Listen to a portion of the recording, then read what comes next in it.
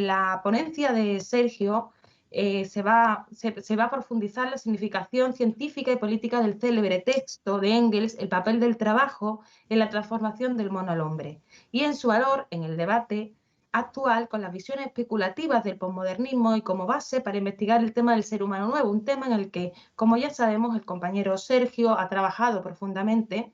Es autor de distintos libros como El hombre nuevo y la mujer nueva, Marxismo, caos y complejidad, Psicología y marxismo, y desde febrero de 2014, durante 6 meses, desarrolló tareas de formación en la República Bolivariana de Venezuela, a través, convocado por la Escuela Arguimiro Gabaldón, y en 2016 organiza en Argentina la Escuela Latinoamericana de Formación Hombre Nuevo y Mujer Nueva.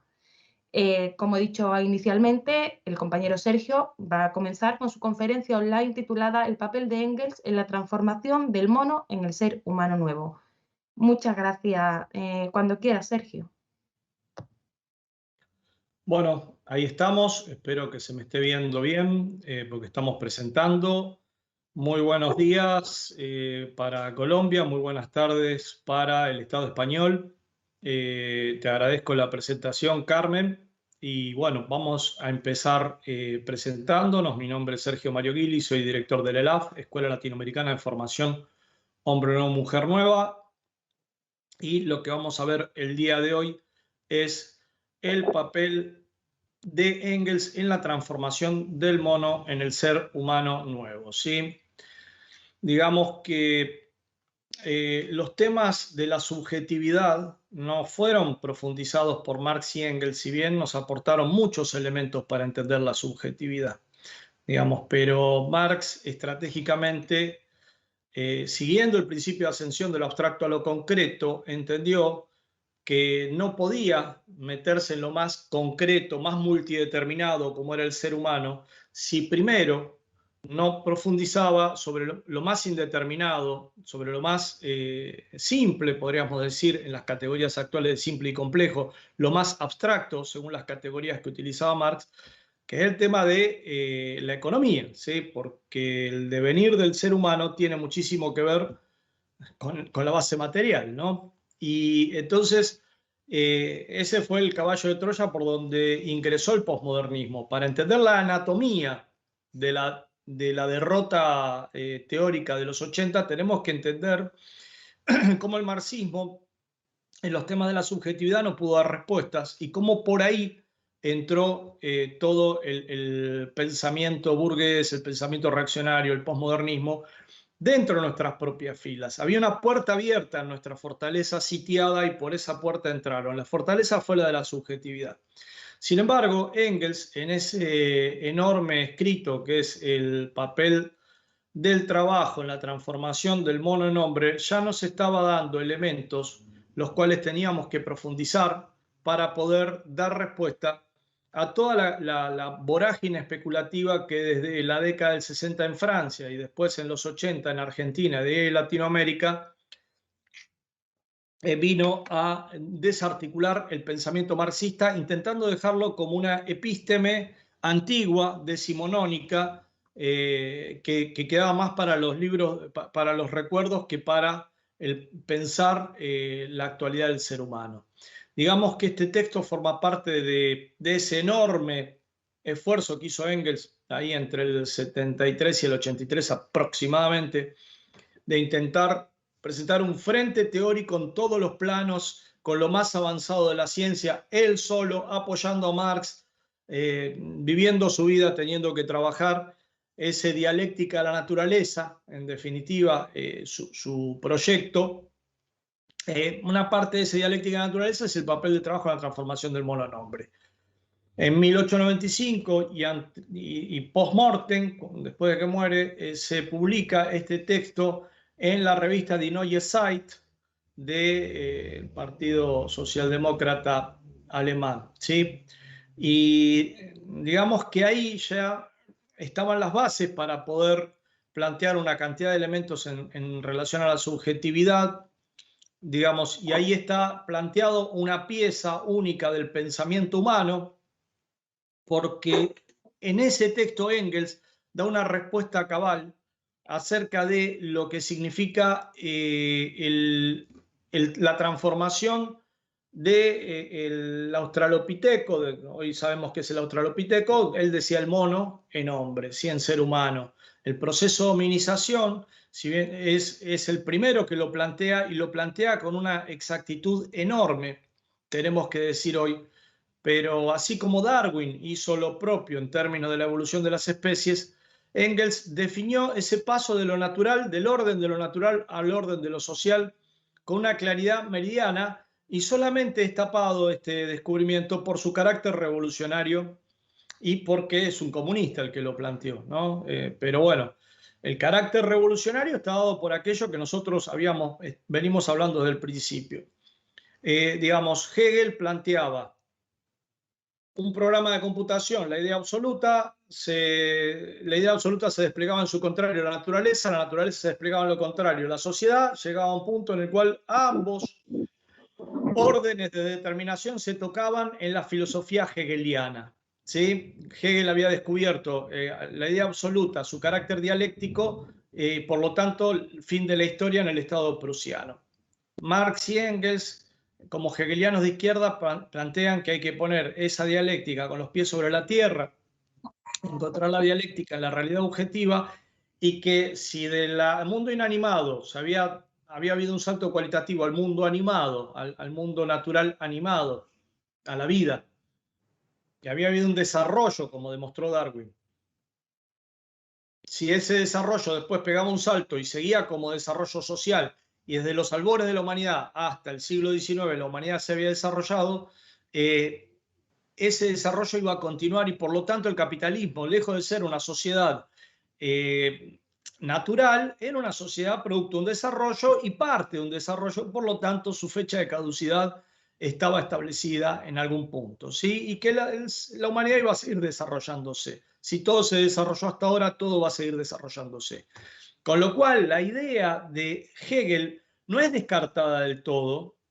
Digamos, la naturaleza y la humanidad, en lugar de llegar a un punto de conexión absoluta, como planteaba Hegel en su filosofía, Marx y Engels lo transforman en una asíntota. Hay un avance y un desarrollo superador del conocimiento humano, sin llegar nunca a tocarse absolutamente el conocimiento de la realidad objetiva y subjetiva con las capacidades de conocimiento del ser humano. Siempre va a haber mucho más por conocer. Y esto también rompía con el kantismo, en el sentido de que Kant decía que entre la cosa en sí y la cosa para nosotros había una traba de base.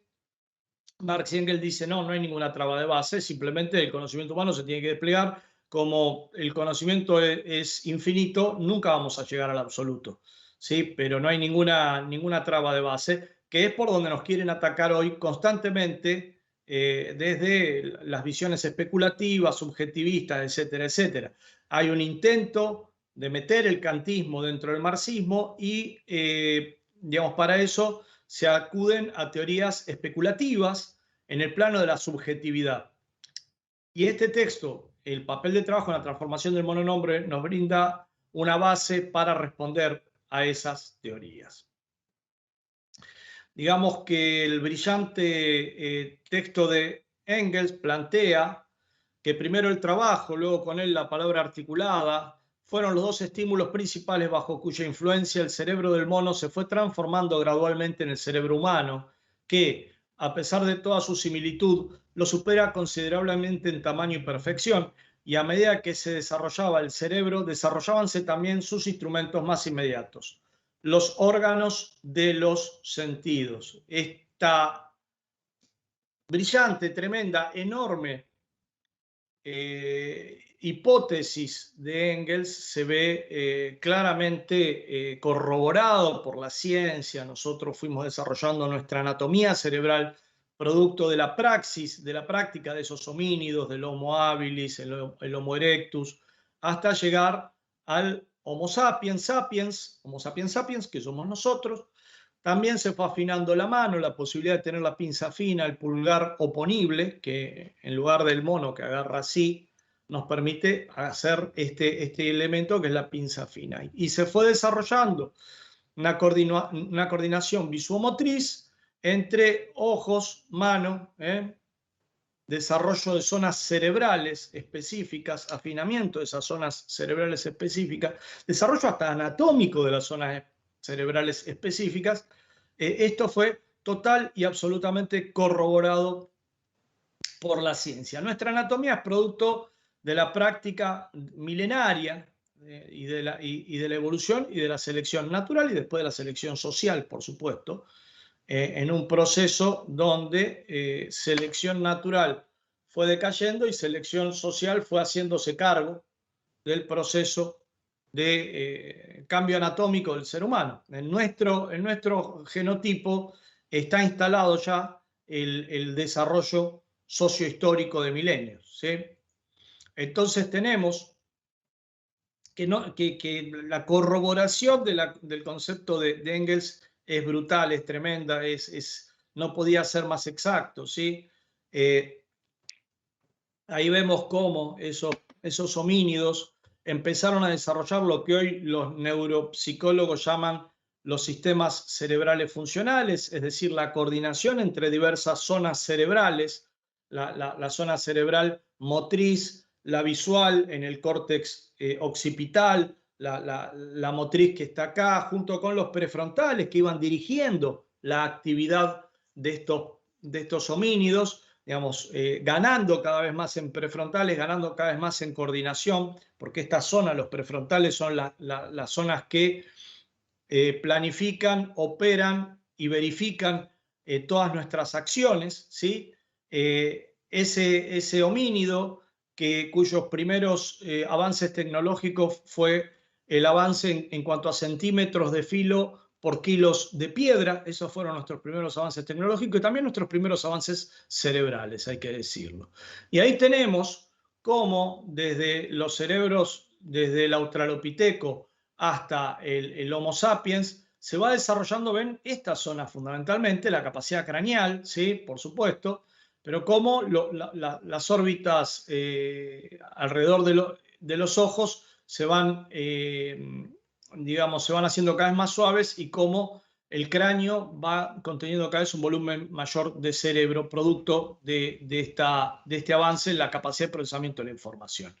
Y otro de los elementos donde Engels ha sido un visionario es en plantear que para que el mono tuviera que bajar de los árboles y empezar a andar por las sabanas en bipedestando, tuvo que haber ocurrido un cambio geográfico y climático. Y ese cambio se dio precisamente en el Valle del Rift, en el oriente de África, donde hay una falla geológica. África se está partiendo producto de esta falla geológica, y ahí es donde se encuentra el registro fósil de Homo habilis, Homo rudolfensis, habilis, todos por esta zona, y precisamente se da porque la fractura del Valle del Rift lo que hizo es que ciertas zonas quedaran con menor irrigación de las lluvias, se volvieron más secas, eso raleó los bosques y eso obligó a los Australopithecus, a Afarensis, a Namensis, a tener que bipedestar.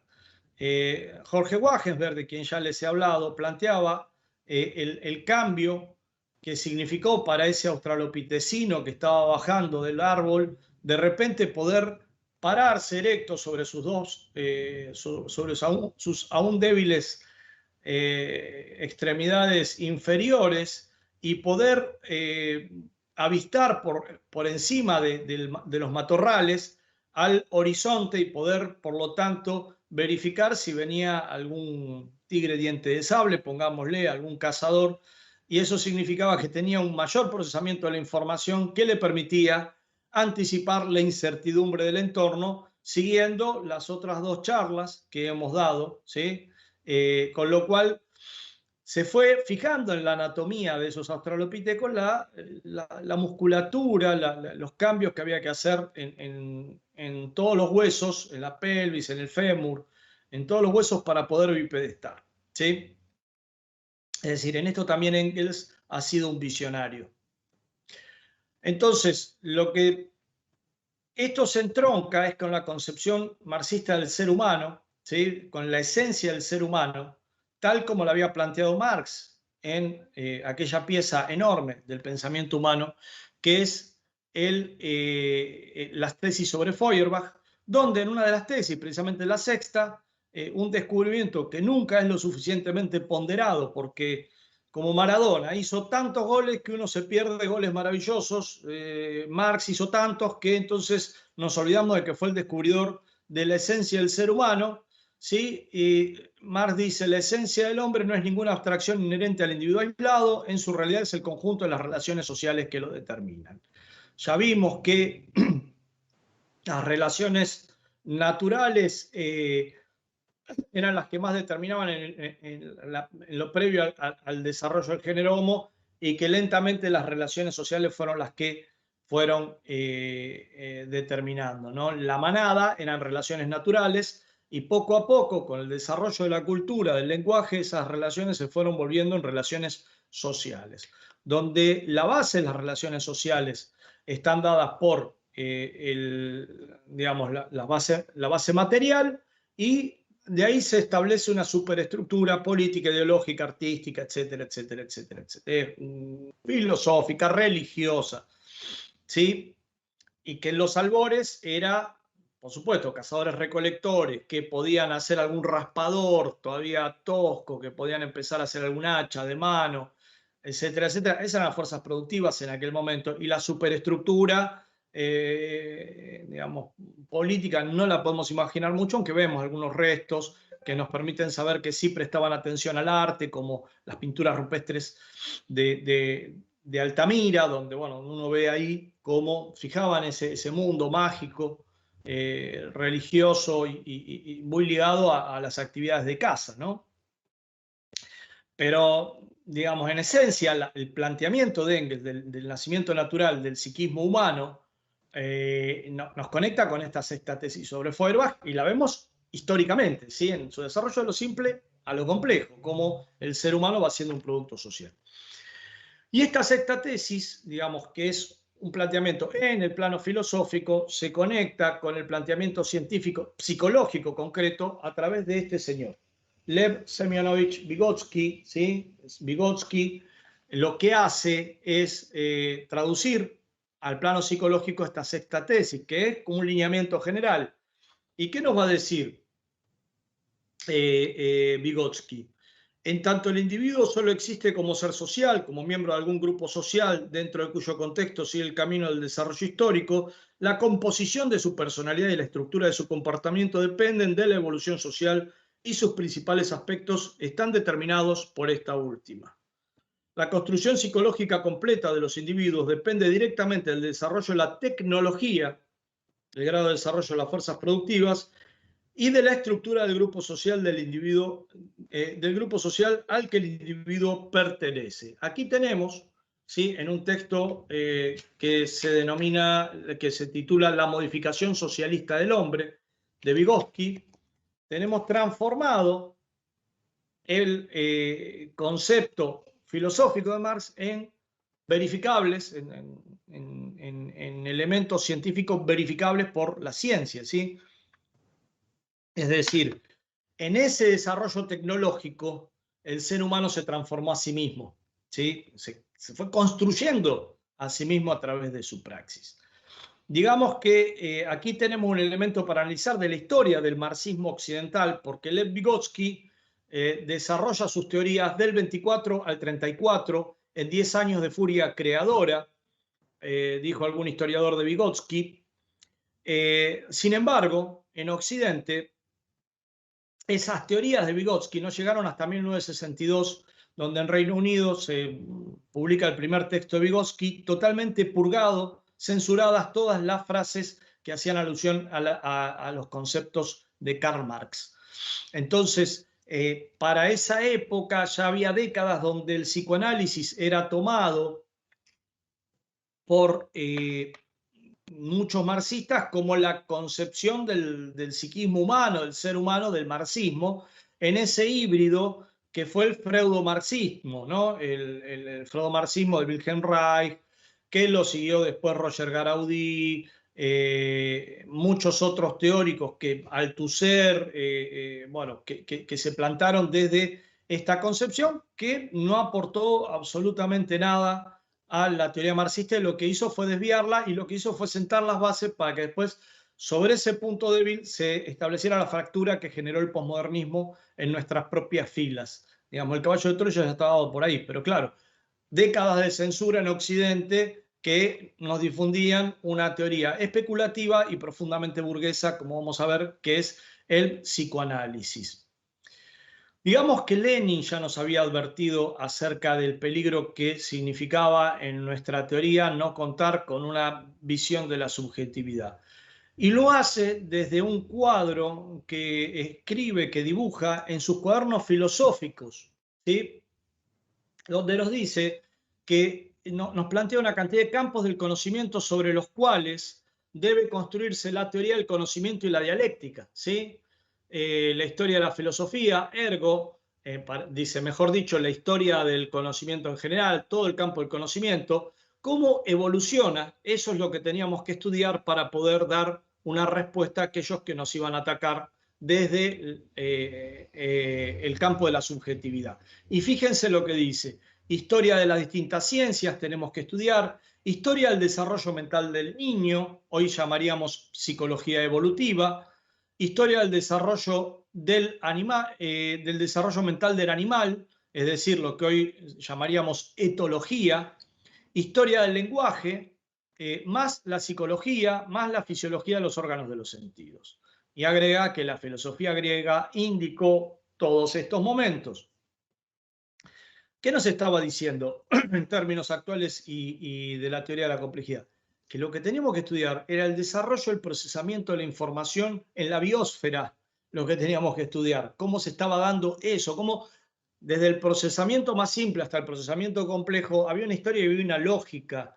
¿Y por qué él decía, por acá nos van a golpear? Porque él ya había vivido un golpe durísimo que había recibido el partido bolchevique, que él tuvo que enfrentar, que fue cuando la reacción zarista se enseñoreaba en la Rusia prerevolucionaria, empieza como producto de la derrota de la Revolución del 5, empieza un camarada, un buen camarada, Bogdanov, a plantear las teorías de Mach y Avenarius, el empirio-criticismo, y a decir que el marxismo es la negación del carácter absoluto de toda verdad, lo cual era una concesión tremenda al relativismo rabioso, al relativismo absoluto.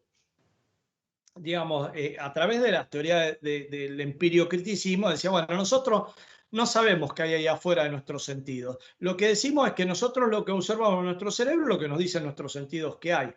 Entonces, por ahí empezaron a meter el relativismo, y claro, el relativismo es un arma a favor de la burguesía, porque nosotros los marxistas nos movemos por convicciones, por fe en la victoria, y nos movemos por verdades. Si vos eliminás la idea de verdad, la única verdad que queda como organizador de todo lo humano es la verdad del imperio de la plusvalía, de la máxima ganancia y del poder. Digamos, el poder no necesita verdades, el poder necesita poder. Y entonces viene, te patea de tu casa, te echa y genera, por ejemplo, lo que en Colombia es cotidiano, las movilizaciones forzosas de las masas campesinas. No necesita argumentos el poder. El poder es un argumento en sí. Nosotros los revolucionarios necesitamos argumentos.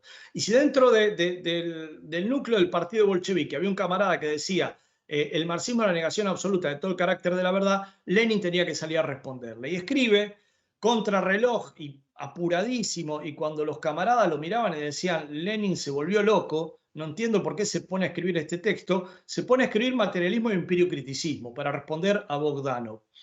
Así frenó la posibilidad de que la contrarrevolución que había llegado al plano político, la derrota que se había vivido en el plano político con la caída de la Revolución del 5, ahí ya por el 7, por el año 1907, no llegue a lo teórico, porque este es el núcleo que hay que defender, el núcleo teórico. Si se defiende el núcleo teórico, después la lucha política y la lucha económica se puede sostener, tal como el párrafo que Lenin transcribe, un párrafo muy largo en el qué hacer, un párrafo muy largo de Engels, de la Bauernkrieg, de la guerra campesina, donde plantea esto: el pueblo alemán puede sostener su lucha política porque le ha prestado mucha atención a la teoría.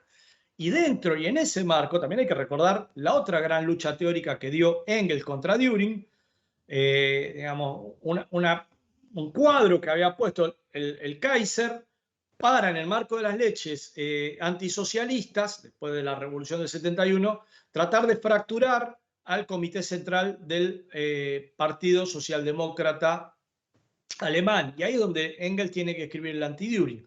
Bueno, en la década del 60, cuando surge el estructuralismo francés, el posmodernismo, no tuvimos un Lenin que pudiera responder en el plano de la subjetividad ante el desafío que nos planteó. Pero Lenin ya nos había planteado en este cuadro: ustedes tienen que estudiar esto, porque acá vamos a tener grandes combates en lo teórico, ¿sí? Nos lo había planteado. ¿Qué pasó en el siglo XX? Torturas, asesinatos, persecuciones, biblioclastías, movilizaciones forzosas, proscripciones. Así es como vivimos los marxistas durante todo el siglo XX. Realmente es muy difícil poder desarrollar todo esto. Y en la Unión Soviética se hicieron grandes avances, pero que no pudieron ser integrados más en la reflexión política y en el debate con lo que después fue el posmodernismo, ¿sí? Vamos a intentar en esta charla aclarar algunos puntos al respecto. Entonces, como ya les dije, durante todo el siglo XX los marxistas tomaron, porque era la teoría que tenían ahí a mano, porque se oponía a la moral victoriana, tomaron el psicoanálisis de Freud, y después en los 60 se puso de moda el psicoanálisis de Jacques Lacan, ¿sí? Y Freud tiene, como visión especulativa del psiquismo, tiene un concepto que destruye, que choca con la visión de Engels del proceso de transformación del mononombre. Y es un texto que se llama, que Freud denominó Tótem y Tabú. Tótem y Tabú es la respuesta del irracionalismo, ¿sí?, a el tema del desarrollo del psiquismo humano. Digamos, Engels decía: a partir de ahora, digamos, de nuestra filosofía marxista, todo lo que venga en términos de especulación filosófica va a estar de relleno, va a estar de más, lo cual no quita que la burguesía no te va a promover esas filosofías especulativas de relleno para dejar a las masas totalmente inermes en lo teórico. ¿Y qué es lo que dice este texto Tótem y Tabú? Te cuenta un cuentito, un mito, ¿sí? Tótem y Tabú es un mito. Un mito, pero que funciona, te dicen los psicoanalistas. O sea, te lo dicen con total desparpajo. Te estamos hablando de un mito, ¿sí? Esto no tiene ninguna idea de corroborarse en la realidad, pero es un mito. Y si vos, marxista, estás en contra del mito, entonces estás con la ratio occidentalis, cientificista, positivista, estás con esas ideas del occidente racionalista, cartesiano, que pretende dirigir el mundo, y nosotros no, nosotros somos mucho mejores que vos, porque bueno, nosotros nos basamos en mito, ¿sí? Digo, aunque les parezca absurdo, en estos términos más o menos se plantea el debate, y les voy a contar el cuentito de Freud, ¿sí? Una vez dicho cómo se defiende, ¿no? El cuento pasa por lo siguiente: resulta que había una horda primitiva, ¿sí?, donde todos copulaban con todos, no había ningún tipo de prohibición de incesto, y el ser humano, en esa horda, todos vivían en una libertad sexual absoluta. De repente, un macho alfa, expulsa a todos los demás machos de la horda y se queda con todas las hembras. Los machos se retiran, habrán estado ejerciendo la homosexualidad durante un tiempo, hasta que dijeron: vamos a matar al macho alfa que nos expulsó, ¿sí? Entonces van, lo matan, se lo comen en un festín caníbal, y cuando terminan de comer les empieza a pegar la culpa y dicen: uy, nos comimos al protopadre. Entonces, dice Freud, con su carne introyectaron la ley del padre: no poseerás a las hembras. Y ahí entonces le pega la culpa y les agarra la división entre el psiquismo consciente e inconsciente. Es decir, acá quedan reprimidos los deseos sexuales hacia las hembras del protopadre y la salida de la exogamia, etcétera, etcétera, dice Freud. Es decir, el complejo de Edipo, lo que Freud llama el complejo de Edipo, nunca verificado, pero que, digamos, a un psicoanalista decirle, mira, no tenés ningún tipo de verificación del complejo de Edipo, es más o menos como mentarle a la madre, ¿sí? Una vez que se instala el prejuicio, una vez que se instala la creencia religiosa, es muy difícil combatir eso. Pero la idea, así como les estoy diciendo y como ustedes me pueden escuchar, en una tarde de festín caníbal se genera el psiquismo moderno, de un día para el otro, ¿sí? La represión de las pulsiones sexuales, indemostradas totalmente. La pulsión es un término que el concepto límite entre lo somático y lo psíquico, dice Freud, es como un juguito que nos sale del cuerpo y que nos hace tener determinados instintos. En pulsiones de muerte, pulsiones eróticas, ¿sí? Por supuesto, la teoría pulsional se da de patadas con la teoría de Marx de la sexta tesis sobre Feuerbach, que habla de que no está dentro del ser humano, la esencia del ser humano, sino en el conjunto de relaciones sociales. Una teoría dialéctica, de interrelación, dinámica, se combate una teoría especulativa, metafísica, no comprobada, que hoy ningún psicoanalista te la va a fundamentar seriamente, la teoría de las pulsiones. Pero esa teoría de las pulsiones es la que hace a Freud decir que el ser humano es esencialmente egoísta porque tiene la pulsión de muerte, la pulsión agresiva, que nos lleva a querer explotar a nuestro semejante. Con lo cual, el sistema de explotación queda totalmente exculpado, porque bueno, el ser humano es así, ¿sí? Digo, volvemos entonces, la represión de las pulsiones sexuales hace que entonces de golpe salga la cultura, el lenguaje. Lévi-Strauss, basándose en esto, un teórico francés, el de la antropología estructural, dice que no cabe duda de que todas las palabras tuvieron que haber surgido de un momento a otro, ¿sí? Digamos, y esto se enseña en las facultades, se repite, después se enseña en los secundarios, en las preparatorias, en los jardines de infantes, se enseña en todos lados porque, bueno, porque la fuerza de la repetición hace que, bueno, que la gente crea esto. Digo, y uno que mínimamente tiene esto en la mano y tiene por otro lado todos los desarrollos, los descubrimientos antropológicos, ¿cómo hace para pegar una cosa con la otra? Bueno, las universidades del sistema te dicen los orígenes están perdidos, así que te tenés que tragar este mito. En realidad, lo que hace este mito es fracturar la idea de un desarrollo evolutivo, poner un mito en el medio y que nadie más se plantee el desarrollo hacia el futuro, ¿sí? Hugo Besetti, que fue el decano normalizador postdictadura de la Facultad de Psicología, decía, no hay que investigar el tema del ser humano nuevo porque eso es fascista, ¿sí? Venía de todo el club socialista, Aricó, Portantiero, era amigo de todos ellos, y bueno, lo que nos hizo estudiar es todo este tipo de teorías absurdas que mucho daño han hecho a la cultura, por lo menos argentina, y ahora están haciendo daño a toda la cultura latinoamericana. ¿Cuál es la respuesta a esto? Bueno, la psicología marxista, ¿sí? Ustedes del sitio web 6tesis.com.ar, ustedes pueden buscar Sexta Tesis y ahí se pueden bajar el libro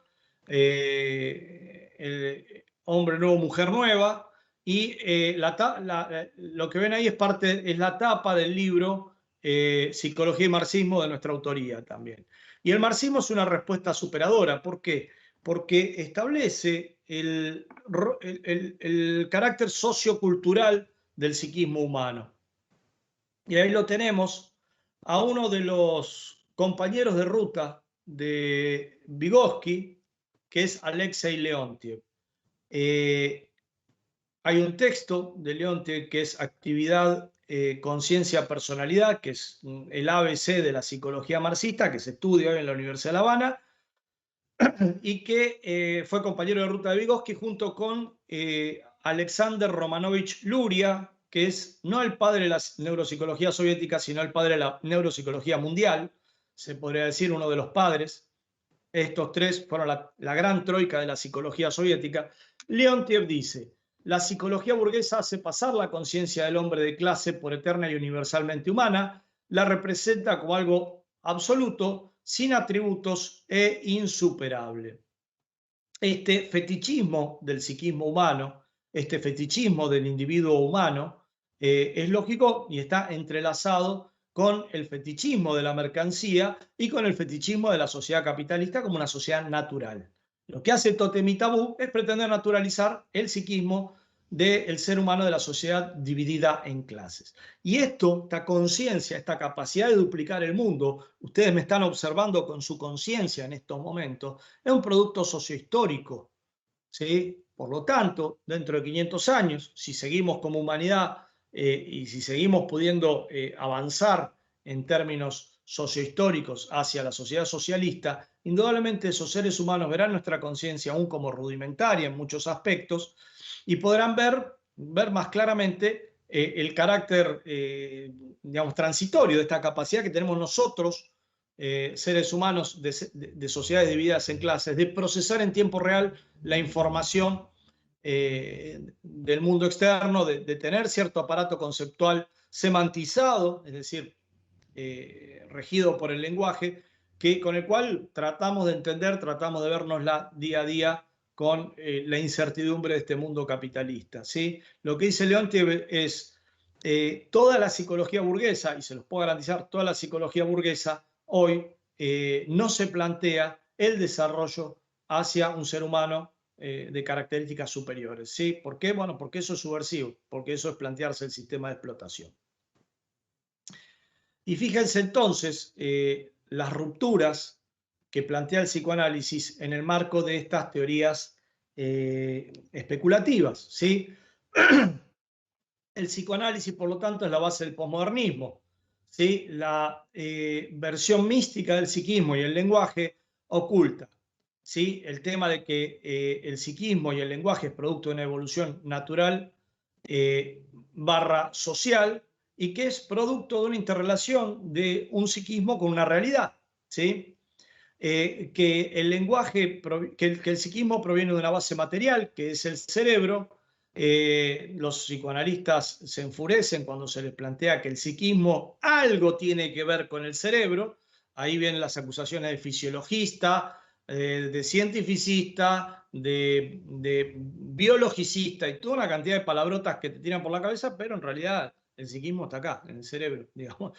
Y nosotros como materialistas les respondemos claramente, miren, que ustedes no lo quieren estudiar no significa que la ciencia va a seguir estudiando la interrelación entre cerebro y mente. Un capítulo apasionante, aparte de la ciencia, y que para la teoría revolucionaria aporta un montón de datos importantísimos, pero, bueno, el psicoanálisis no es lo que utiliza la burguesía, obviamente la burguesía utiliza la psicología científica, pero para tirarnos arena en los ojos a nosotros nos van a meter psicoanálisis en todo tipo de investigación que sea necesario desde los revolucionarios, ¿sí? Y por otro lado, al negar el origen evolutivo del lenguaje vinculado con la práctica, también niegan la posibilidad de empatía. El ser humano no puede conectarse con otro ser humano. Lacan, en esas frases, digo, efectistas, ahí, esas frases que tienen los franceses, que tiran una frase de arriba, el ser humano ha muerto.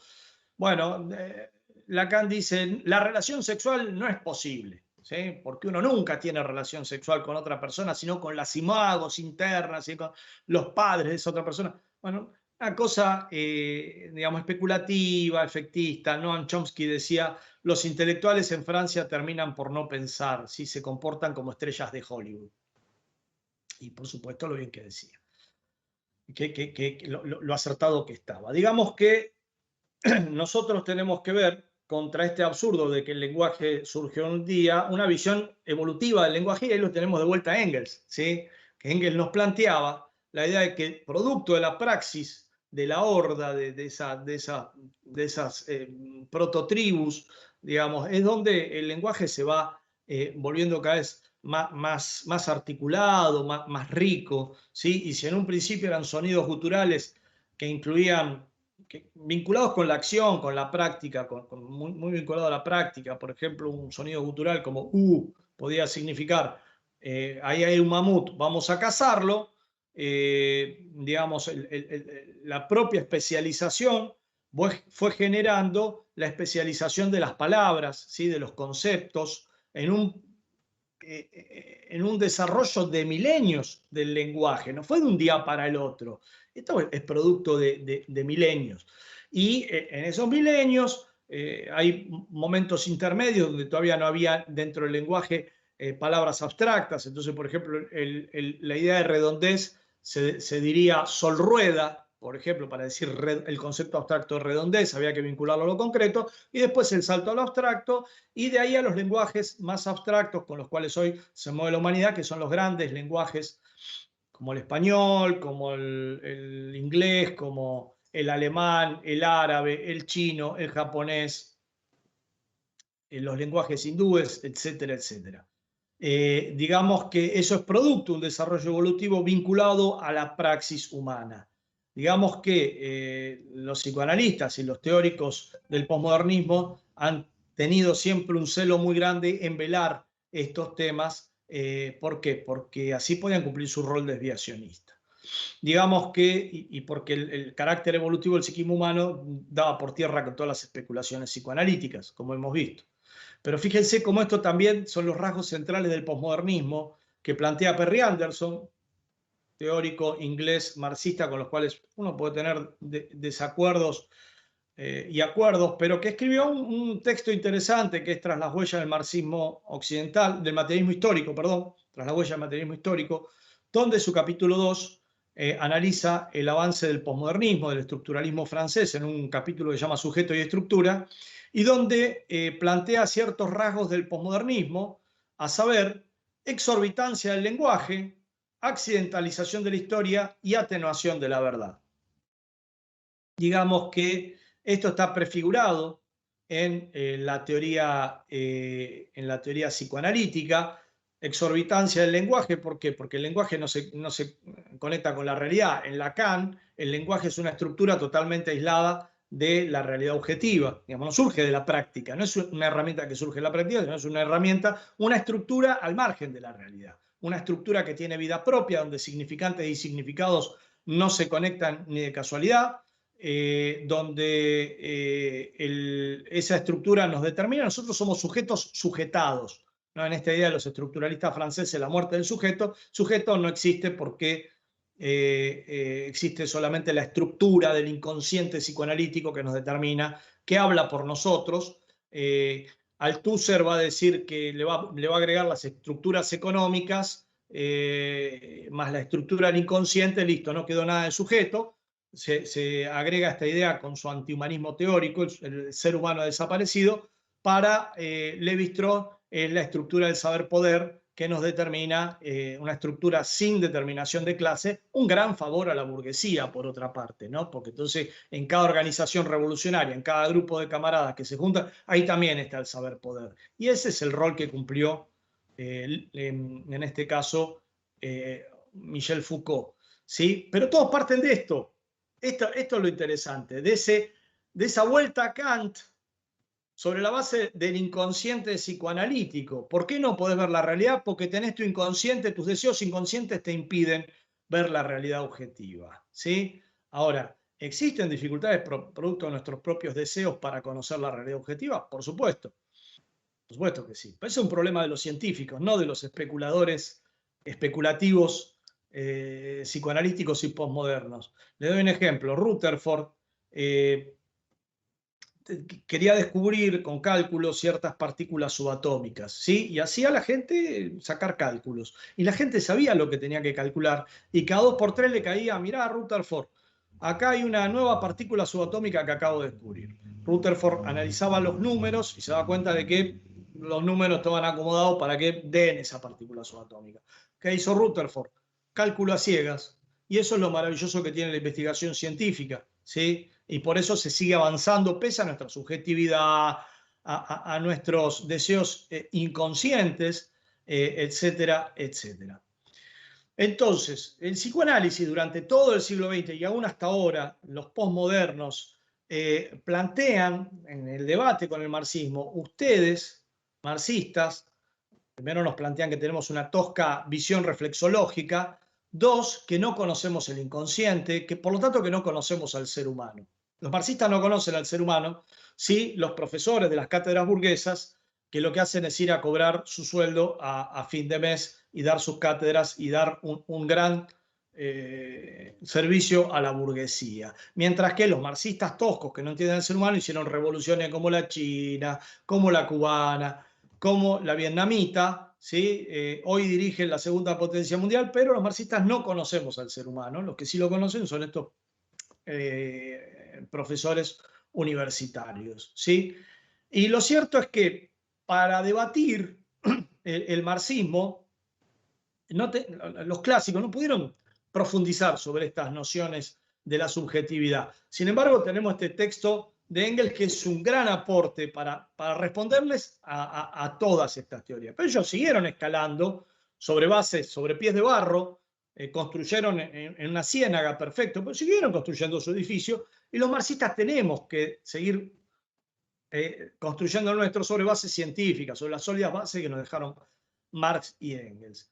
Entonces, sobre esas bases, nosotros tenemos que decir que hoy el marxismo puede acudir al último de la ciencia y responderles de manera muy superior a lo que el psicoanálisis lo hizo durante todo el siglo XX, ¿sí?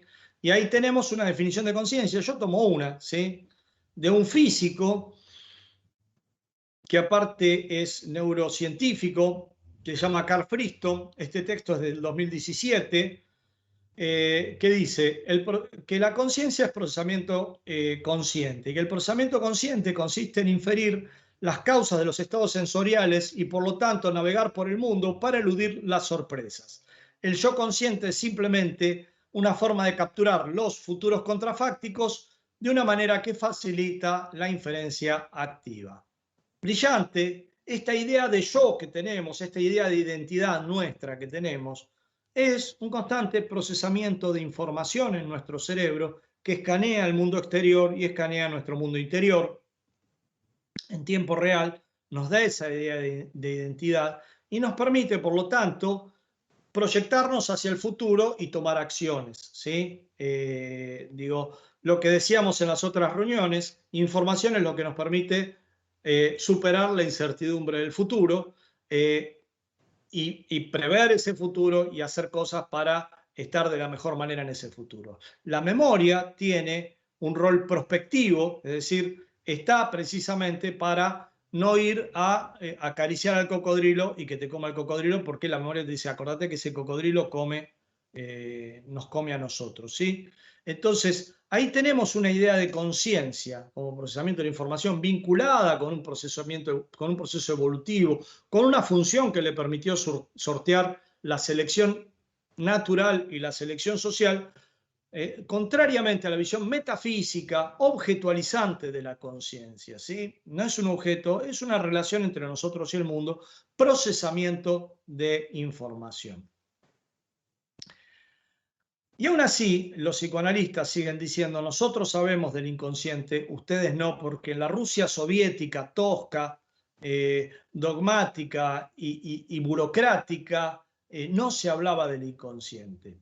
Y yo acá les voy a mostrar un libro de Philippe Bassin. Philippe Bassin fue un psicólogo de la Unión Soviética que escribió este texto, El problema del inconsciente. En 1971, una delegación de psicoanalistas comunistas, marxistas, fueron a la Unión Soviética y una gran psicoanalista, Marie Langer, una psicoanalista que superó por mucho el dogmatismo que tienen muchos psicoanalistas, trajo y dijo, bueno, aunque yo sea la corriente psicoanalítica, voy a publicar este libro, El problema del inconsciente.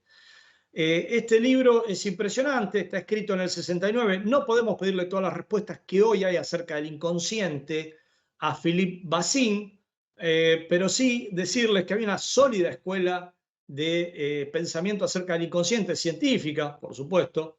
En la Unión Soviética, en 1979, en Tbilisi, Georgia, se hizo un congreso sobre el inconsciente. En Georgia había una gran escuela de psicología en la Unión Soviética.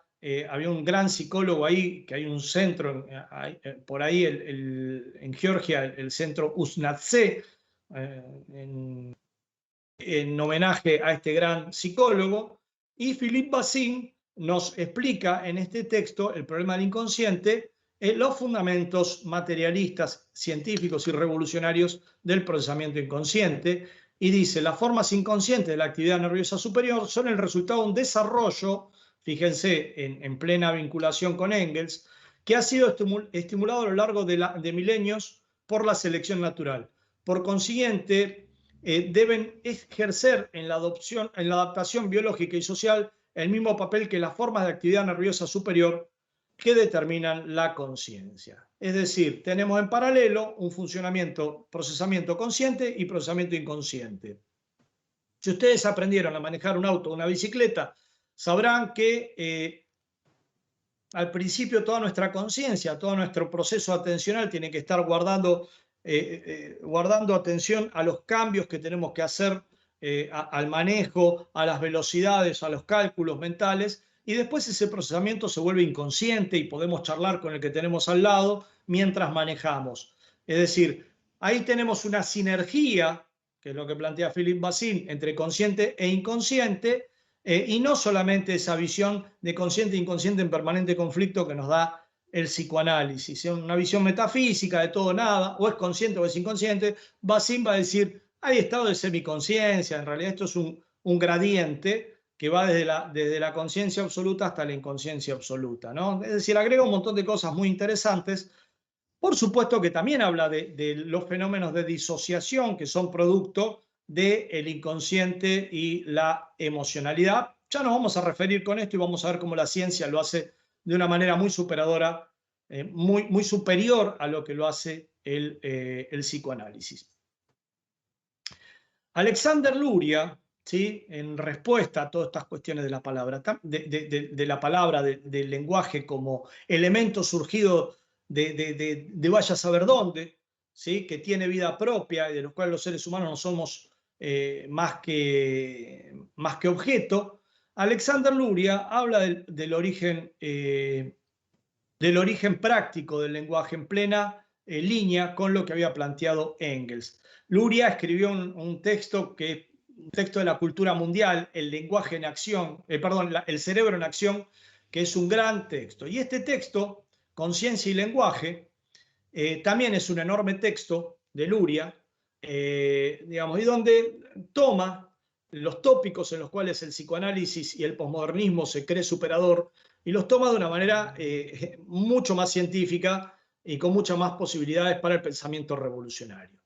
Luria, que murió en el 77, decía: tenemos una amplia base para pensar que la palabra como signo que designa un objeto surge del trabajo, de las acciones con objetos, y que es en la historia del trabajo y de la comunicación, como señaló repetidamente Engels, donde hay que buscar las raíces que llevaron al surgimiento de la palabra. Engels era un científico reconocido a escala planetaria, Luria era un científico reconocido a escala planetaria, y en este texto, Conciencia y lenguaje, hace un profundo análisis del rol orientador que tiene nuestra conciencia el lenguaje.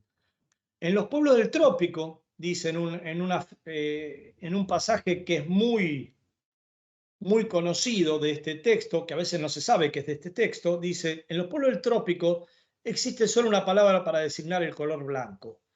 En los idiomas de los pueblos de zonas frías hay no menos de 10 palabras que designan diferentes matices del color blanco. Es decir, que la designación de los colores en el lenguaje está estrechamente ligada a la actividad práctica de las personas y reflejan aquellos rasgos de los matices del color que tienen para ellas una significación práctica. La dependencia de las unidades léxicas del lenguaje de la práctica social es evidente.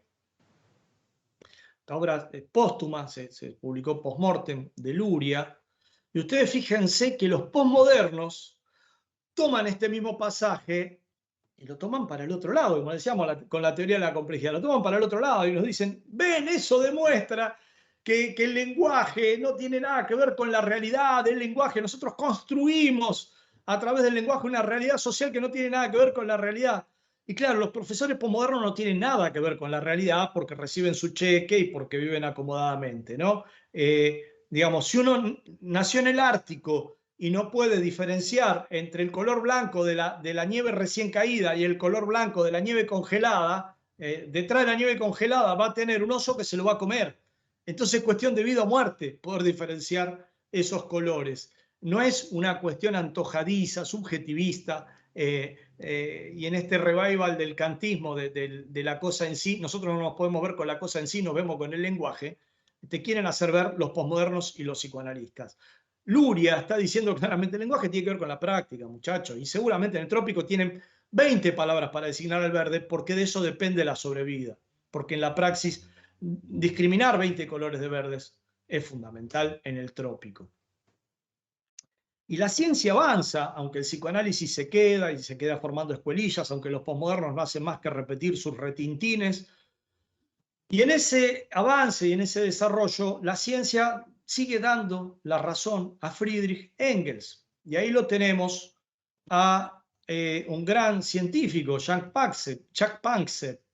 No es marxista, es científico, pero es un científico que en su gran texto Neurociencia Afectiva, los fundamentos de la emoción humana y animal, nos demuestra cómo la emotividad está vinculada con ciertos cableados que tenemos y que nos vienen desde la animalidad, ¿sí?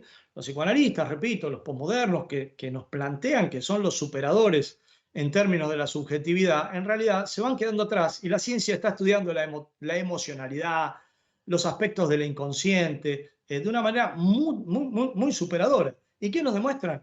Que los elementos que hacen a nuestra emocionalidad, a nuestras formas de reaccionar emotivamente, tienen que ver con ciertos circuitos anatómicamente cerebrales que nos vienen del reino animal.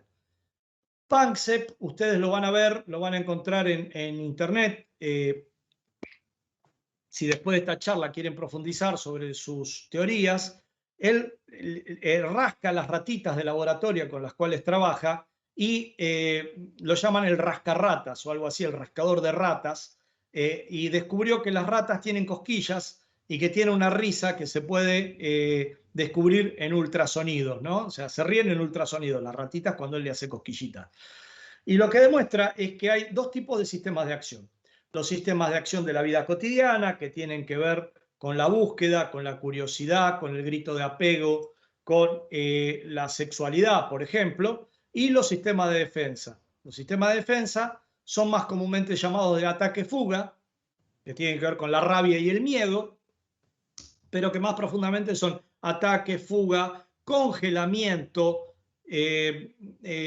obediencia automática, analgesia. Son mecanismos de defensa. Cuando se nos encienden las alarmas, van a aparecer esos mecanismos, igual que al tigre. Nosotros, como seres humanos, vamos a tener un asalto emocional y nuestros prefrontales van a dejar de dirigir nuestra actividad. Y ahí están, en este cuadro, donde ustedes ven los prefrontales aquí y el cerebro medio aquí, divididos precisamente esos dos circuitos anatómicamente establecidos, ¿sí? En el cerebro medio vamos a tener los sistemas de defensa. Ahí va a surgir el miedo, la rabia, el congelamiento, ¿sí? Y acá es donde vamos a pensar. Por eso todos nuestros, la burguesía lo que trata de hacer a través de la guerra psicológica es constantemente generar la rabia en sus audiencias cautivas y el temor en las audiencias enemigas. Pero esto también nos explica muchas de nuestras respuestas inconscientes. ¿Por qué?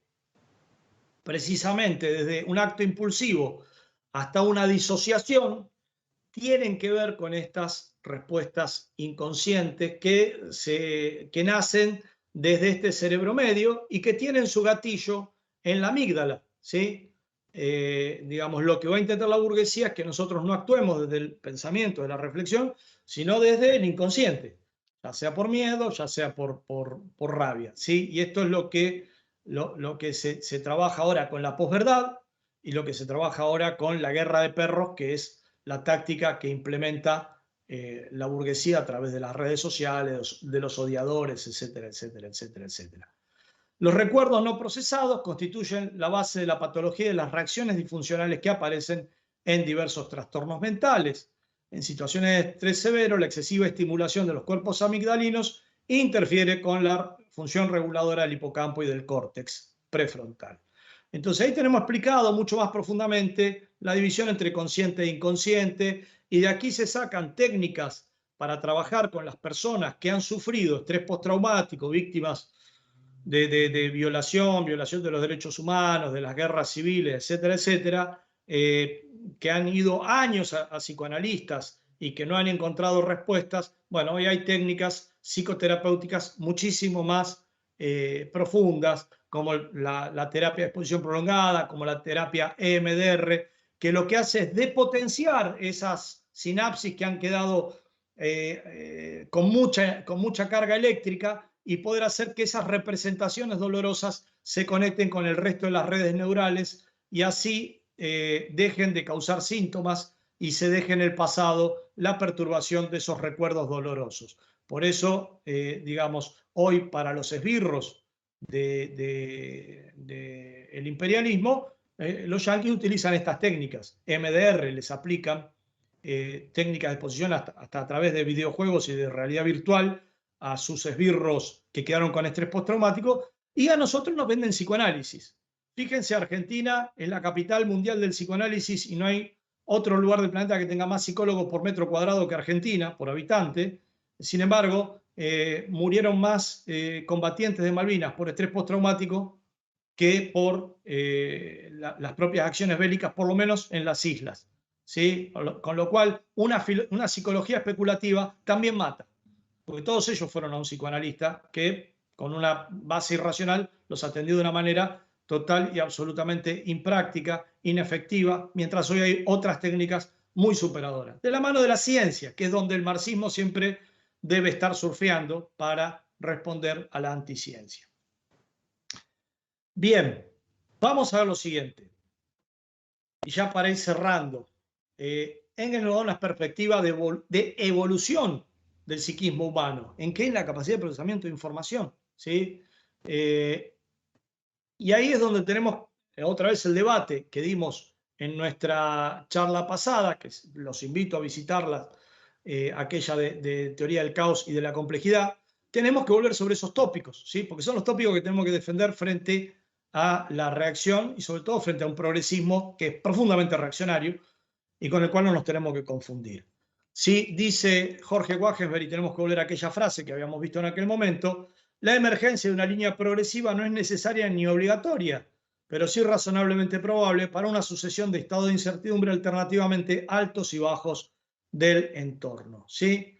Entonces, la adaptación que tenemos ahí que ver es una adaptación donde los desafíos de la incertidumbre nos hace procesar cada vez más de manera efectiva para poder sobrevivir, si no, no sobrevivís. Entonces, la línea evolutiva no es obligatoria, no son las férreas leyes del devenir los que nos van a llevar a una evolución hacia el socialismo y el ser humano nuevo, sino que es una línea razonablemente probable, donde puede haber décadas de involución, donde puede haber décadas de estancamiento, pero en algún momento la incertidumbre aprieta, y ahí es donde el ser humano tiene que razonar de manera más clara, ¿sí? Y ahí es donde precisamente se dan las revoluciones sociales y donde el marxismo da respuestas que no da el pensamiento de la sociedad capitalista. Entonces, ese determinismo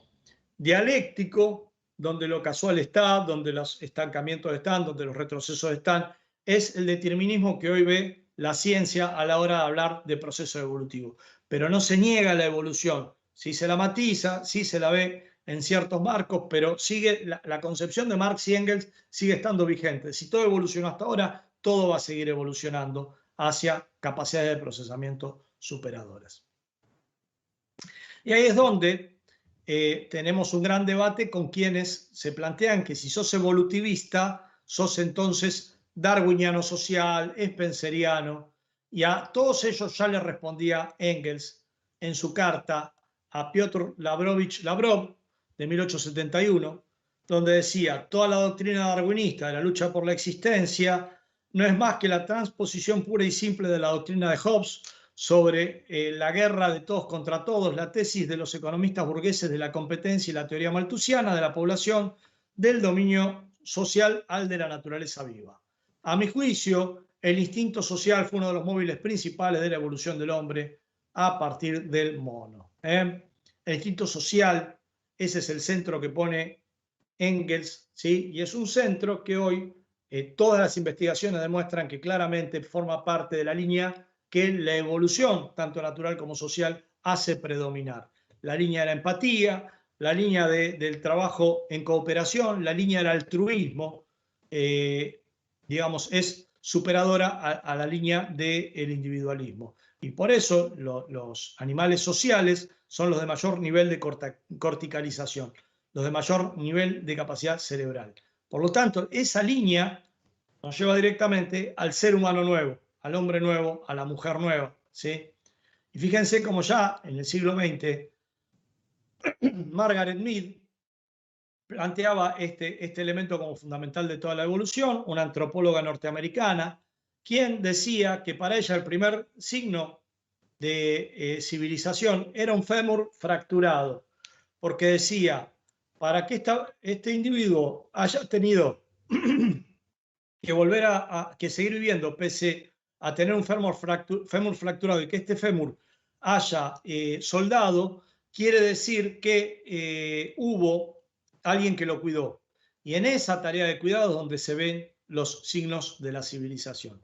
En contraposición con Nietzsche, con Schopenhauer, con el propio Freud, ¿sí? Con el propio Lacan y con todos estos teóricos de la desesperanza en relación al ser humano, los que tienen una visión macabra del ser humano, egoísta, que no cambia, que en realidad siempre es el mismo mono egoísta y criminal, todas esas teorías que por supuesto la burguesía constantemente va a tratar de que tengamos muchísimos ayudantes de cátedra para que estudiemos estas teorías. Digamos, los grandes científicos iban en línea con lo que planteaba Friedrich Engels, ¿sí?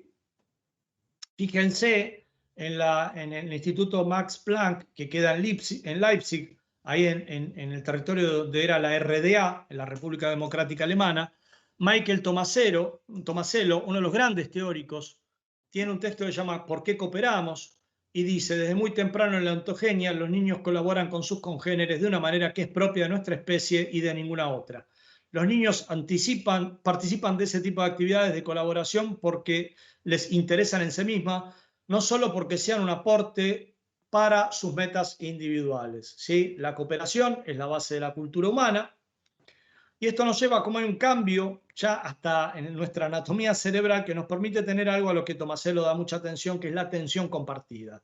¿Sí? Cuando vos estás enseñándole a un bebé, ya el bebé sabe que le estás enseñando y tiene una teoría de que vos tenés una mente y una intencionalidad de enseñarle. Ahí tenemos las bases para pensar el ser humano nuevo y llamo desde este congreso a que hagamos un gran trabajo internacional de profundización sobre el tema del ser humano nuevo. Ni más ni menos que en línea con aquello que nos decía el comandante, que nos planteaba, el hombre nuevo, el hombre del siglo XXI es el que debemos crear, aunque todavía es una aspiración subjetiva y no sistematizada. Precisamente este es uno de los puntos fundamentales de nuestro estudio, de nuestro trabajo, y en la medida en que logremos éxitos concretos sobre una base teórica o viceversa, extraigamos conclusiones teóricas de carácter amplio sobre la base de nuestra investigación concreta, habremos hecho un aporte valioso al marxismo-leninismo a la causa de la humanidad. Esto lo planteó en 1965 y todavía no pudimos hacer un esfuerzo internacional al respecto. Sugiero, invito a que hagamos un esfuerzo sobre este tema porque va a ser una respuesta muy grande al posmodernismo.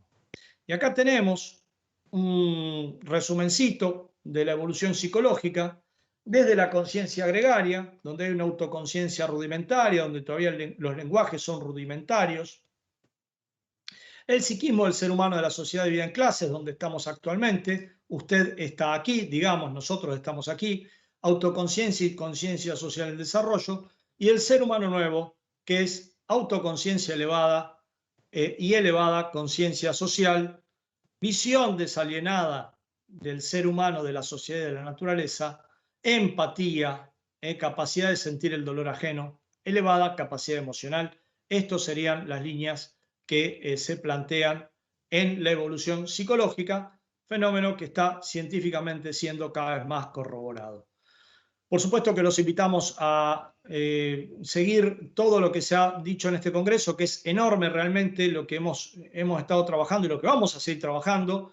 Los invito a ver nuestra página ELAF Argentina, a suscribirse, métanle suscribir y nos van a ayudar, y a bajar los materiales que hemos escrito y que hemos producido y que están en nuestra página Sexta Tesis, a nuestra página web, y a vincularse con nuestra página de Facebook, ELAF Hombre Nuevo, Mujer Nueva.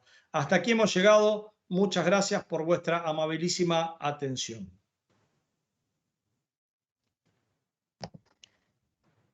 Muchas gracias, Sergio.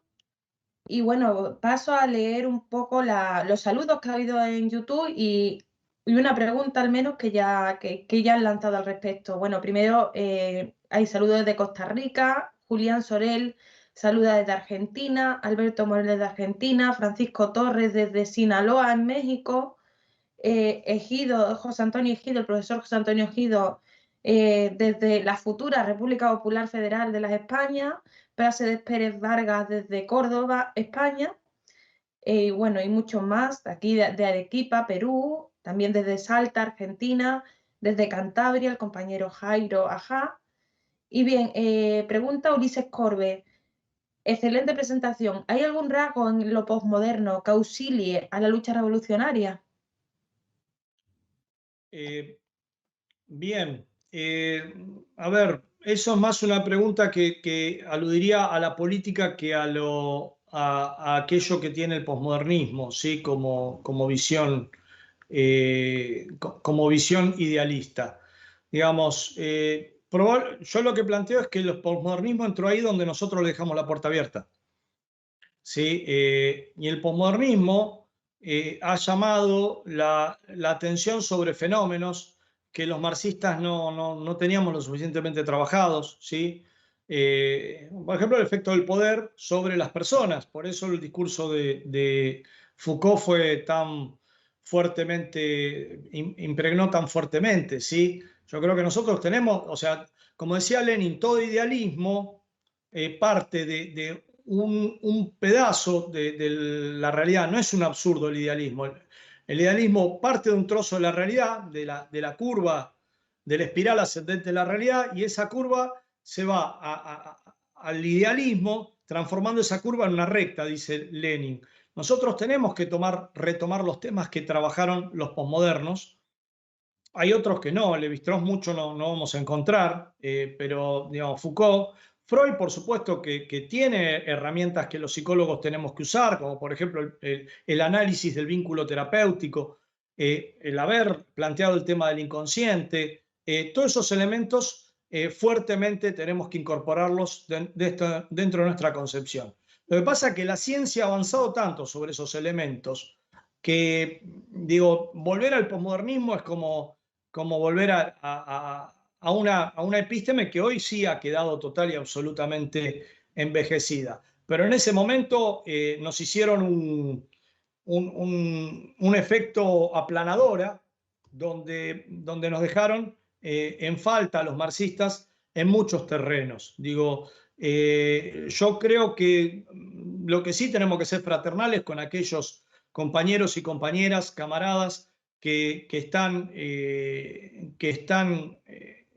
impregnados por el posmodernismo, partir de la idea de Lenin, validarlos. Mirá, yo entiendo que vos estás queriendo reflejar una parte de la realidad que es esta, y de ahí llevarlos para el terreno del marxismo, ¿sí? Esta me parece que es la idea básica, y demostrar a través de un desarrollo de nuestra investigación cómo hoy la ciencia da cuenta de todos aquellos fenómenos que Freud, Foucault, Lacan y compañía querían dar cuenta, con un andamiaje teórico muy, pero muy superador. Pero ellos reflejaron una parte de la realidad. No quiere decir que no hayan reflejado una parte de la realidad, simplemente que nos toca a los marxistas enmarcarla y con nuevas categorías superarla.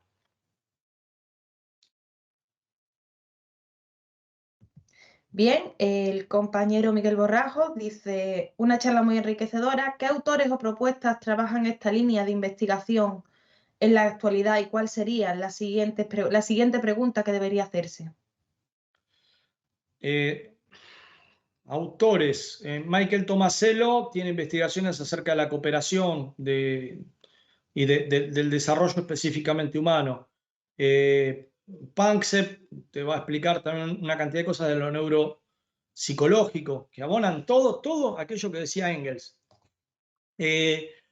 Lamentablemente desde el marxismo el tema de la psicología y de la psicología del ser humano nuevo, hasta donde yo sé, está escrito solamente el texto que hemos escrito y que el Ministerio de Educación de Venezuela ha tenido la gran actitud de publicarnos, que es Hombre Nuevo, Mujer Nueva. Los psicólogos soviéticos son despreciados en Occidente, lamentablemente, y también es cierto que no podemos pedirle todo a los psicólogos soviéticos porque es imposible que desde los 70 hasta ahora la humanidad no haya pensado.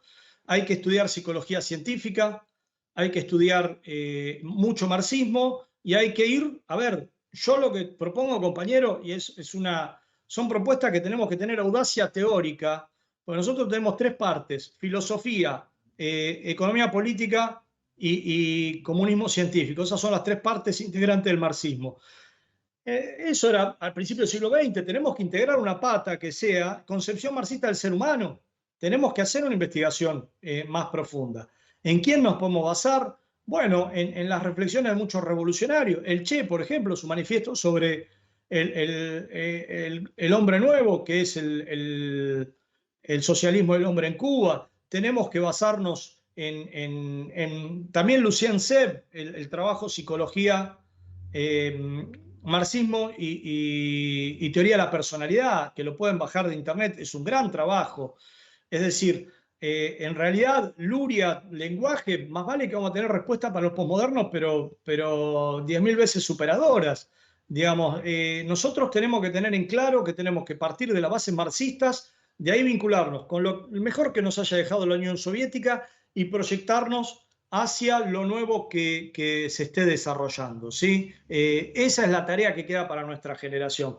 Me estaré olvidando de millones de compañeros que han escrito cosas impresionantes. En Marx hay una base tremenda para investigar el tema del ser humano, pero Marx en sí, precisamente por el orden de determinaciones, no podía meterse con el tema del ser humano.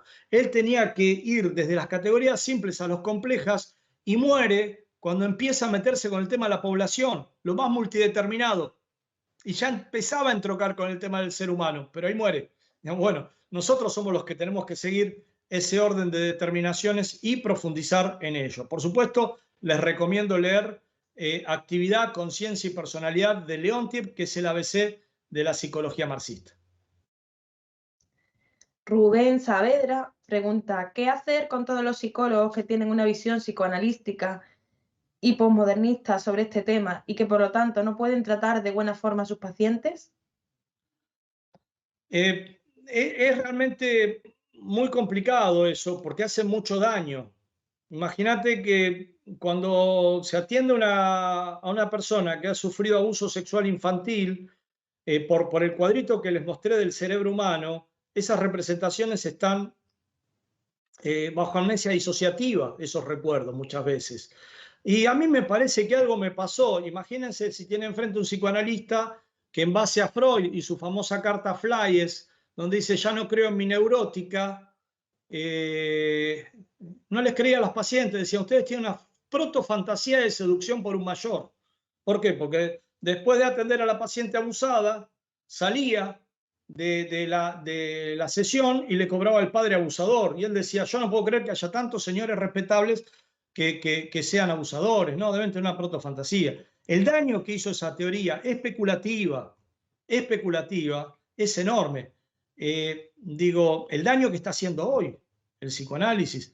Yo atiendo adicciones. No se imaginan la cantidad de pacientes que perdieron 2, 3, 5 años de su vida hundiéndose en las drogas porque el psicoanalista, que tiene toda esta onda light, superada, estoy más allá del bien y del mal, les dicen, bueno, pero yo también me drogo, un porro de vez en cuando no hace mal, ¿qué problema hay? Y yo se lo digo porque los pacientes me lo dicen, yo ya lo descalifiqué a ese psicólogo. Es terrible el daño que están haciendo los psicólogos. Y en trauma psíquico es terrible, porque vos vas al psicólogo y le decís, yo pasé una situación traumática, bueno, contámela, y pasé esto, esto y esto y esto. Lo contás totalmente disociado de la emoción y el psicoanalista dice, bueno, si quiso trabajar eso, ya está, trabajó eso. y no se da cuenta que tenés que hacer una técnica que te haga focalizar, que te ayude a tener estabilidad emocional, etcétera, etcétera. Yo creo que hay una generación perdida. Mi generación está perdida. Mi generación, por lo pronto, está perdida. Yo pude salvar el cerebro gracias a que apenas salí de la facultad, estudié a los psicólogos soviéticos, ¿sí? Por supuesto, no le puedo pedir toda la respuesta a ellos. Yo creo que primero tenemos que desarrollar herramientas de formación acerca de todas estas herramientas, ver cómo el tema de la subjetividad es un campo de batalla que no pudimos tomar en el siglo XX, que los soviéticos no pudieron tomar, no lo pudieron tomar, le tenían miedo, no sé qué les pasó a los soviéticos, pensaban que eso era pequeño burgués, que no era materialista, vaya a saber qué, ¿sí? Digo, no los psicólogos soviéticos, que fueron enormes en ese sentido, pero no pudieron desarrollar una psicoterapia tampoco, etcétera, etcétera.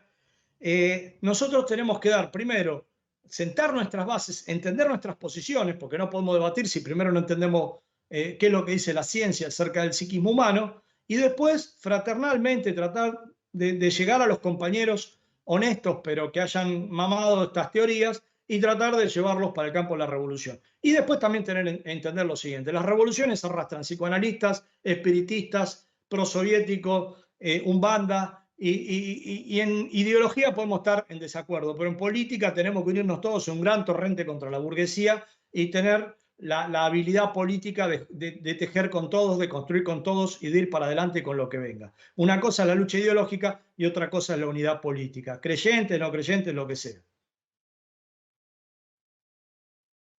El compañero Rubén Saavedra nos saludaba desde Arica, Chile. Miguel Borrajo pregunta, ¿qué opinas sobre la psicología cognitivo-conductual?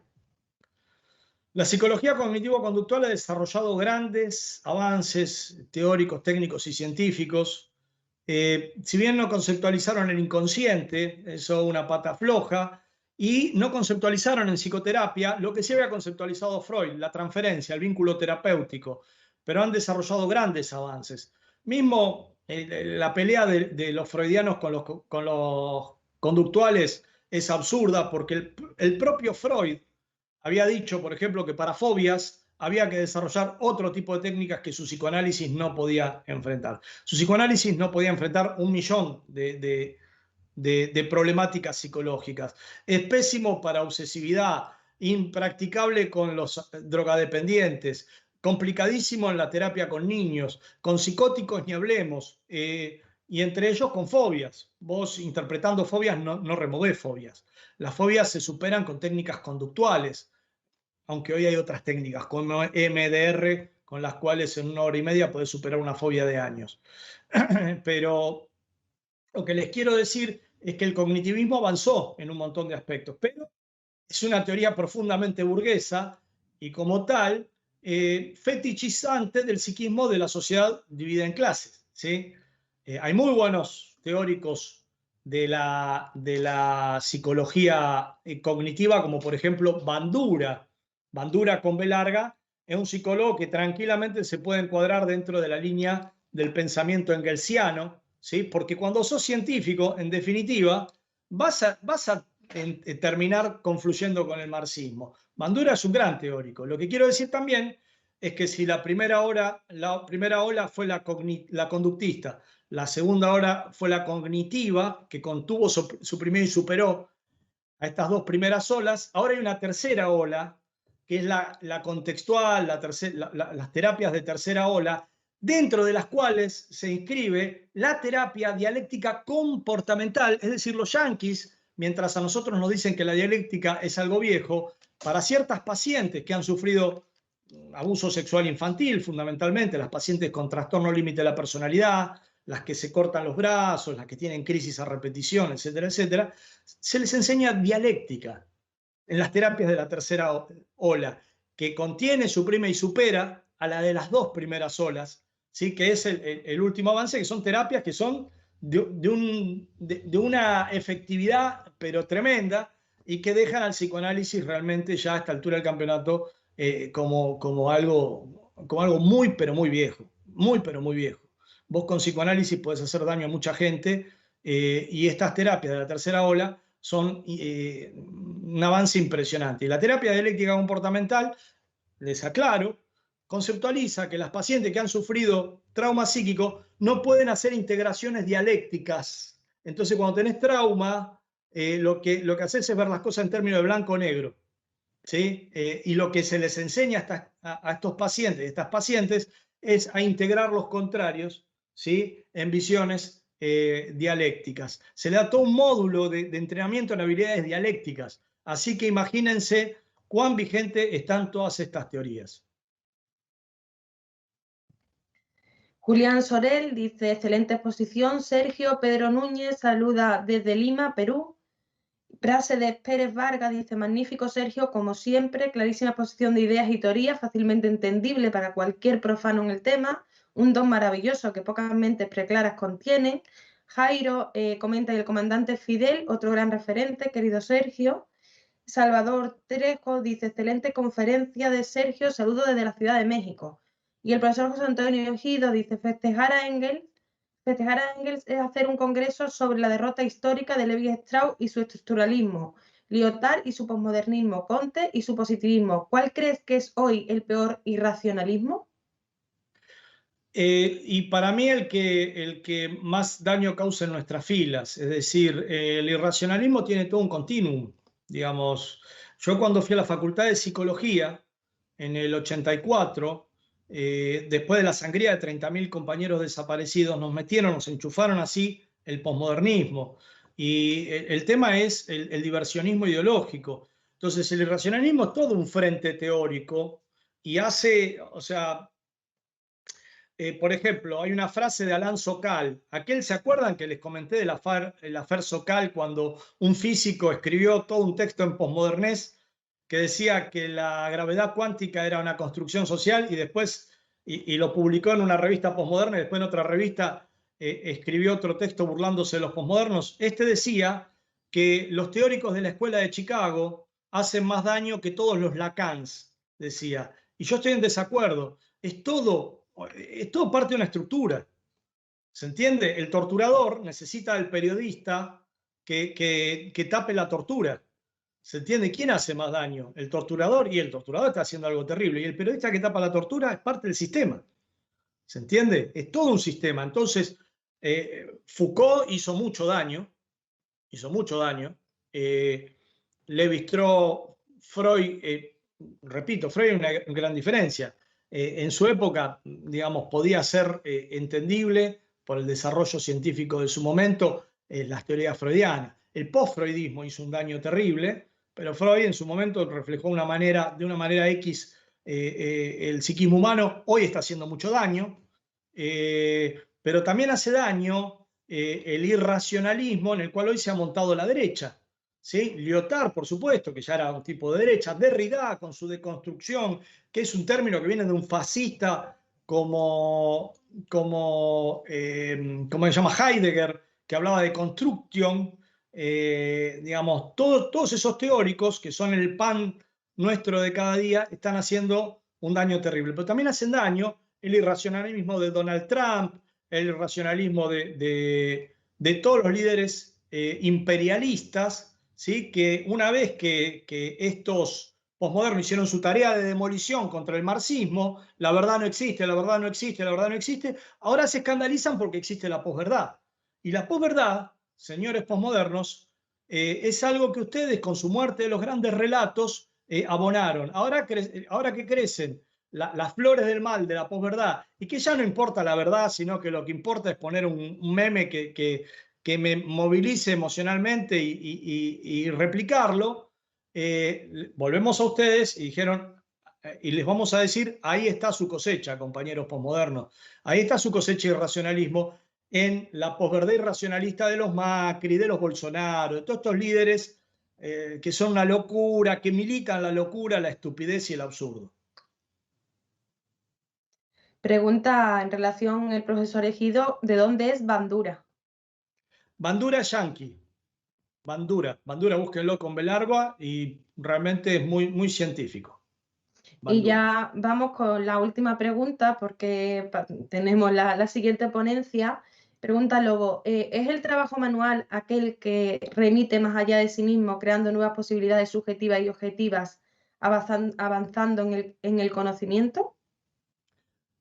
Sí. Un lenguaje, ahí te recomiendo que te bajes Actividad, Conciencia, Personalidad de Leontiev, donde él plantea actividad internalizadora, actividad objetualizadora, la actividad con objetos y la actividad intersubjetiva, que es la comunicación, ¿sí? Donde la actividad objetual es fundamental para desarrollar nuestra conciencia, nuestro psiquismo, ¿sí? Y la actividad comunicacional también es fundamental. Pero sí, nosotros, todo nuestro psiquismo se fundamenta en nuestra vinculación con la realidad objetual y con la realidad comunicativa a través de la actividad, que es el mediador de los tránsitos entre el sujeto y el objeto, o entre sujeto y sujeto. Bien, pues muchas gracias, Sergio. Continúan. Ah, perdón, hay una pregunta más que se me escapó también de Lobo. Dice, ¿el trabajo como categoría fundante del ser social es siempre manual? Bueno, ahí un poco te lo acabo de responder. O sea, si bien, por ejemplo, León, sobre la actividad objetiva, ¿sí? Yo calculo que en los albores de la humanidad esa actividad con objetos habrá sido la primera etapa y, digamos, cada vez más la actividad comunicativa, intersubjetiva, es la que va teniendo espacio en la conformación del psiquismo. Digamos, el hecho de que sea el trabajo aquello que permite que el ser humano se transforme de mono en ser humano, ideológicamente es muy fuerte y es una reivindicación del trabajo. ¿Qué hace el psicoanálisis? Pone en el medio lo que nos transforma en ser humano en la inhibición de lo que nos pasa en los genitales, ¿sí? De cuántas ganas de fornicar tenemos. Y eso también es, y en el hedonismo hay una cantidad de cosas por el estilo. Eso es de manera especulativa sacar al trabajo del medio, y eso es un gran favor que se le hace a la burguesía. Lo que quiero decir, en base, si me permitís, Carmen, un breve segundo, en base a lo que venimos planteando, es que hay camaradas ahí que se están sumando, como el camarada de Arica, se están sumando a tratar de conformar un núcleo de multinacional latinoamericano, de conformación de posibilidad de conformación de núcleos de reflexión acerca de todo esto y de formación política e ideológica de compañeros y compañeras. Hoy Internet nos lo permite, así que bueno, quienes desde Latinoamérica se quieran sumar se pueden comunicar con nosotros con la ELAF, y por supuesto que seguiremos en contacto con los camaradas a quienes apreciamos enormemente de Colombia, digamos, al camarada Javier, a quien aprecio enormemente, un gran luchador, con quien, bueno, ya los invitamos también a poder construir juntos este esfuerzo, ¿sí? En Latinoamérica, y seguir también, por supuesto, ustedes, desde Volver a Marx, desde, digamos, el Estado español, a construir centros de reflexión, formación, que tengamos la audacia teórica para no solamente responder al posmodernismo, sino avanzar más allá, ¿sí? En las herramientas que necesita el proletariado para liberarse en esta etapa. Julián Sorel, yo creo que también a modo de cierre y también en relación con lo que estaba señalando anteriormente, dice: festejar a Engels hoy es además festejar la derrota del fin de la historia. Las leyes objetivas del desarrollo histórico continúan vivas y Fukuyama muerto. Bien.